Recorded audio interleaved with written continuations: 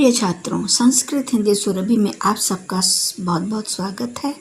प्रस्तुत है कक्षा 9 क्षितिज कबीर का शब्द एक। को कहाँ ढूंढे बंदे, मैं तो तेरे पास में, ना मैं देवल ना मैं मस्जिद, ना काबे कैलाश में, ना तो कौने क्रिया कर्म में, नहीं योग बैराग में, खोजी होय तो तुरते मिली हूँ, खोजी होय तो तुरते मिली हूँ,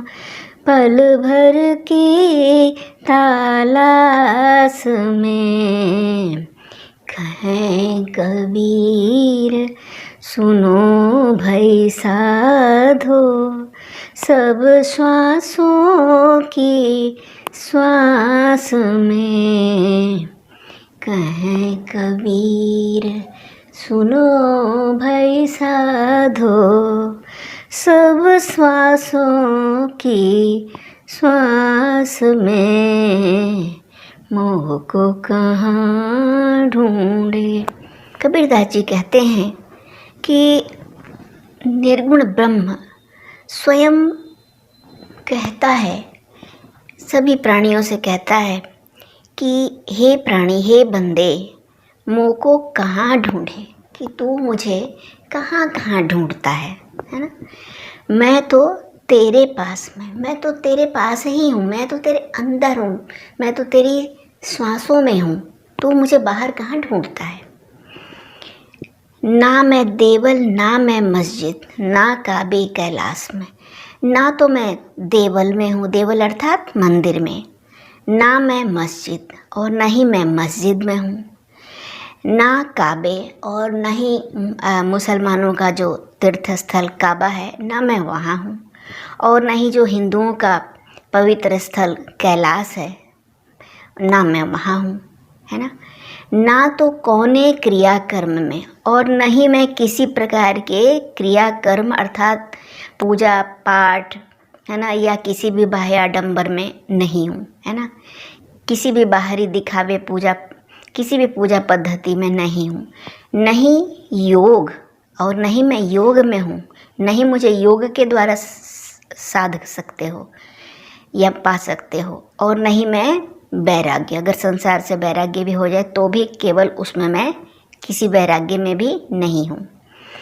लेकिन कहते हैं कि परमात्मा है कहाँ, जिसके लिए बहुत सरलता से उसको पाया जा सकता है, वह परब्रह्म है कहाँ। कहते हैं कि खोजी होए तो तुरते मिली हूँ। अगर तुम सच में मन से खोजना चाहते हो, खोजी होए, अगर वास्तव में उसके खोजी हो अर्थात उसको पाना चाहते हो, तो तुरते मिली है। वह परमात्मा, वह परब्रह्म आपको तुरंत ही मिल सकता है। कैसे? पल भर की तलाश में, पल भर की तलाश में ही वो मिल सकता है। कैसे पल भर? कहाँ तक जाने में पल भर लगेगा।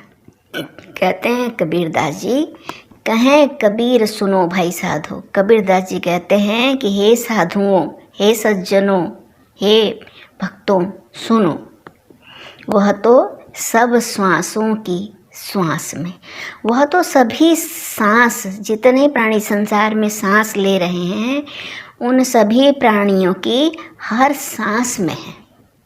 क्योंकि वो जो हमारी आत्मा में बसा हुआ ब्रह्म है, वो हमारे प्रत्येक सांस में समाहित है।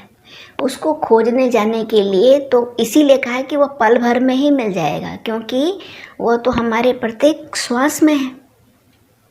उसे तो कहीं ढूंढने जाने की आवश्यकता ही नहीं है। कि अगर जैसे कहते हैं ना कि मनुष्य जो है वो क्या करता है, सोचता है भगवान कहीं और हैं, कभी वो मंदिर में उनको ढूंढने जाता है, कभी वो मस्जिद में, कभी गुरुद्वारे में, कभी चर्च में, कभी विभिन्न स्थलों पर, विभिन्न संप्रदायों के स्थलों पर उनको ढूंढने जाता है।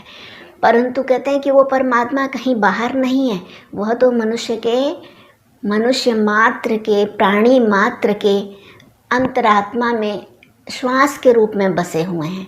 और कहते हैं वही श्वास जब लेना मनुष्य जो है समाप्त कर देता है, तो कहते हैं कि फिर उस परमात्मा से उस जीवात्मा का जो है संसर्ग, संपर्क जो है, मतलब शरीर से जो है वो टूट जाता है। बल्कि परमात्मा में तो वह लीन हो जाता है, लेकिन उसका शरीर से संपर्क टूट जाता है, क्योंकि यह तो देह है, इस देह यह भोगायतन है, इसमें जो है उस आत्मा का, उस परमात्मा का एक जो अंश है उसका जो है वास होता है। और जब वह आत्मा शरीर पर छोड़ देती है ना, तो फिर ये आत्मा शरीर जो है निर्जीव हो जाता है और फिर उससे उसका संपर्क बिल्कुल ही टूट जाता है। लेकिन जब तक वह हमारे शरीर में, तब तक तो उसको पाना बहुत ही आसान है। कहने का भाव ये है। यहाँ पर कबीरदास जी की हर प्रकार के बाह्याडंबर और बाहरी स्थलों पर भगवान को ढूंढने का जो है खंडन कर रहे हैं। कहते हैं वह तो आत्म तत्व है और वह तो आपके अंदर ही है। जैसे एक मृग होता है जिसको कहते हैं कस्तूरी मृग, है ना, तो वो क्या करता है कि वो एक पदार्थ होता है कस्तूरी, वह उसकी नाभि में रहता है और वह बहुत ही सुगंधित पदार्थ होता है जो उसकी नाभि से ही आ रहा होता है। परंतु मृग सोचता है, मृग जो है उस खुशबू की, उस सुगंध की तलाश में वन में मतलब चौकड़ियाँ लगाता हुआ उसको ढूंढता हुआ फिरता है। जबकि वह कस्तूरी, कहते हैं कस्तूरी कुंडल बसे मृग ढूंढे बन माही, ऐसे घट घट राम है दुनिया जाने नाही। जैसे मृग की नाभि में कस्तूरी रहता है, उसी प्रकार प्रत्येक जीवात्मा के जो इस शरीर में, हृदय में भगवान या उस ब्रह्म का वास है और उसको इसीलिए कहीं और बाहर ढूंढने की आवश्यकता नहीं है। तो यही इस शब्द का जो है निचोड़ है ना। धन्यवाद बहुत बहुत। अब हम इसका जो है प्रश्नोत्तर करेंगे। अब वो मैं आपको बोर्ड पे करके दिखाऊंगी, ठीक है।